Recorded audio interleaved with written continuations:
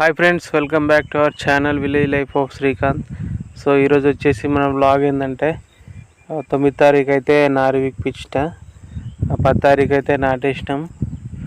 ఇక ఇప్పుడు నేను నారైతే కల్టివేటర్ మీద చీరవరిచి నార అనేది వేర్చుకుంటున్నా. సో ఇక మనకు చాలా నార అనేది పోతుంది అన్నట్టు.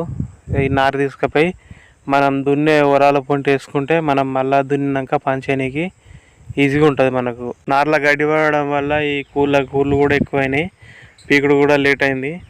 ఇక ఒక బెడ్ అయితే అయిపోయింది ఇప్పటికైతే. నేను కల్టివేటర్ అయితే మీద ఈ విధంగానైతే నేను నార అనేది పేర్చుకున్నా.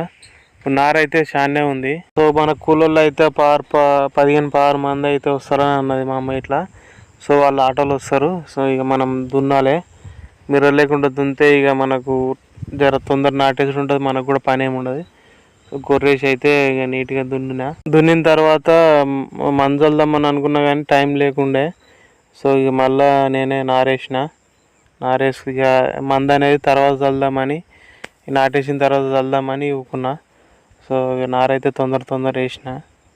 సో ఇక నారేసుడు అయితే అయిపోయింది. నాటేసే వీడియో మంచిగా తీద్దామని అనుకున్నా కానీ సో వీలు కాలేదు. ఇక సాయంత్రం పూట అనేది వీడియో తీసిన. సో వీళ్ళైతే నాటేసేటప్పుడు పాట అనేది పాడుతుర్రు. సో మీకు కూడా ఒకసారి వినిపిస్తా.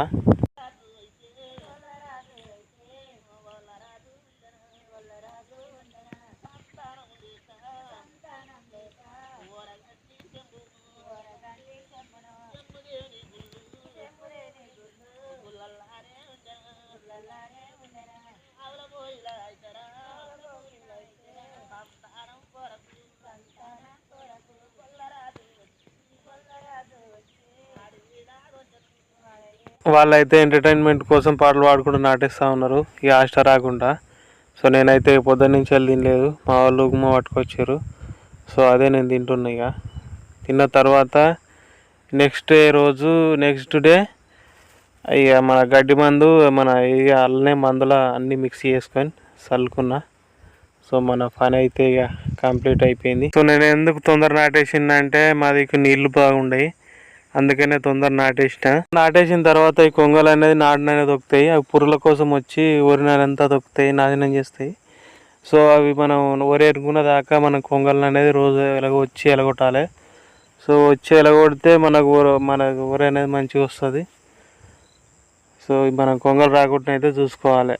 Please do like, share and subscribe to village life of Srikanth. మాదైతే నాటేసుడు అయిపోయింది. మరి మీది అయిపోయిందా లేదా ఒకసారి కింద కామెంట్ చేసి చెప్పండి. ఓకే, బాయ్, ఉంటా మరి.